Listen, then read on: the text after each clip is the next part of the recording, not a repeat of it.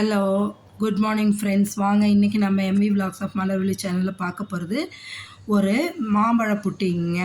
சூப்பராக 2 மாம்பழம், ஒரு 4 ஸ்பூன் கார்ன்ஃப்ளவர், 1 டம்ளர் பால், 1 டம்ளர் சர்க்கரை வச்சுருக்கேங்க. இதுதான் இதுக்கு தேவையான பொருளுங்க. இதை வச்சு சூப்பரான மேங்கோ புட்டிங் செய்யலாங்க. பாருங்கள், மாம்பழத்தை நல்லா நறுக்கிடுங்க. நறுக்கி அந்த பல்ப்பை மட்டும் எடுக்கணும். நம்ம அந்த சதப்பகுதியை மட்டும் எடுத்து மிக்சி ஜாரில் போட்டு நல்லா அரைச்சி எடுத்துடணுங்க நைஸாக. அந்த மேங்கோ பியூரி நம்மளுக்கு வேணும். சரிங்களா? நான் 2 மாங்காய் எடுத்துருக்கேங்க. சூப்பராக இருக்குங்க இந்த மேங்கோ புட்டிங்கு. அவ்வளோ நல்லா செய்யலாங்க. நீங்கள் இந்த ப்ரிப்பரேஷனை பார்த்து கரெக்டாக செஞ்சால் கரெக்டாக வரும். இதில் ஒரு சின்ன சொதப்பல் ஒன்று நடந்திருக்கு. அதை ஃபுல் வீடியோ ஸ்கிப் பண்ணாமல் பாருங்கள். நான் கடைசியில் அதை உங்களுக்கு நான் காமிப்பேன், சொல்லுவேன். சரிங்களா? அந்த சொதப்பலை பண்ணாமல் நீங்கள் பண்ணுங்கள், சூப்பராக வருங்க. இப்போ இந்த மேங்கோவை ஃபுல்லாக சதப்பகுதியை மட்டும் எடுத்து மிக்சி ஜாரில் போட்டு நைஸாக அரைச்சி எடுத்துருங்க. நைஸாக அரைச்சி எடுத்துட்டு திரும்ப அதிலே சுகரையும் மில்கையும் சர்க்கரையும் பாலையும் ஊற்றி அரைச்சி எடுக்கணுங்க.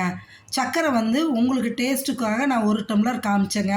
அது நல்லா இனிப்பாக இருக்கும். அதுக்காக நாங்கள் ஹாஃப் சுகர் தான் எல்லோரும் சாப்பிட்றது. அதனால் நான் 1/2 டம்ளர் தான் போடுறேன். நீங்கள் 1 டம்ளராக போட்டுக்கலாம். சரிங்களா? இப்போ நல்லா நைஸாக அரைச்சி எடுத்தாச்சுங்க. இப்போ இதில் 1/2 டம்ளர் சர்க்கரையும் 1/2 டம்ளர் பாலும் நான் ஊற்றுறேங்க. ஊற்றி திரும்பவும் நைஸாக அரைச்சி எடுத்துடணுங்க. அவ்வளோதான். எடுத்துட்டு இதை பாருங்கள், 1/2 டம்ளர் பாலை ஊற்றிட்டு 1/2 டம்ளர் வச்சுருக்கேன். கார்ன்ஃப்ளவர் 4 ஸ்பூன் வச்சோம் இல்லைங்களா? அதுக்கு இந்த பாலை ஊற்றி தான் நம்ம கார்ன்ஃப்ளவரை நல்லா கட்டி இல்லாமல் கரைக்கணுங்க.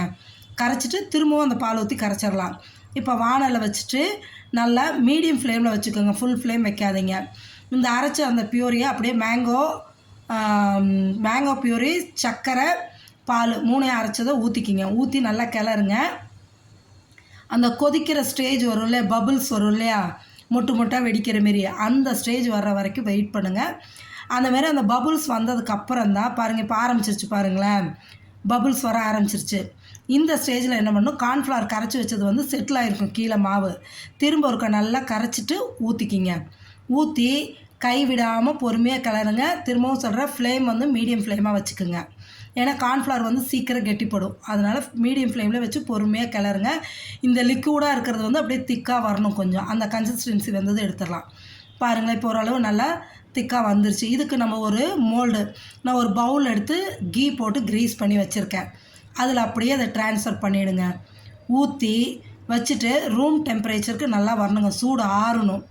ஆறுனதுக்கப்புறம் தான் நம்ம ஃப்ரிட்ஜில் வைக்கணுங்க. சரிங்களா? அது வரைக்கும் ஆற வச்சுருங்க. ஆறுனதுக்கப்புறம் என்ன பண்ணுறோன்னா, நீட்டாக ஒரு பேப்பர் போட்டு சீல் பண்ணி கவர் பண்ணிவிடுங்க.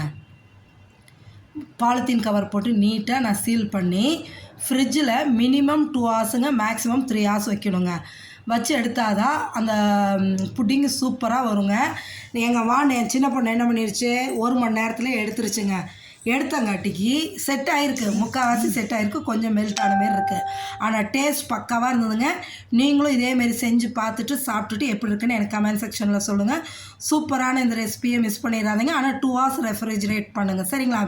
டேஸ்ட் எல்லாம் பக்காவாக இருக்கும். எடுத்து இப்போ காமிக்கிற பாருங்கள், அவ்வளோ நல்லா இருந்தது. செட் ஆகிருக்கு. அந்த இன்னும் 1 மணி நேரம் விட்டுருந்தா நல்லா வந்திருக்கும். சரிங்களா? மறக்காமல் நம்ம சேனலை சப்ஸ்கிரைப் பண்ணுங்கள், லைக் பண்ணுங்கள், ஷேர் பண்ணுங்கள். Okay, thank you viewers.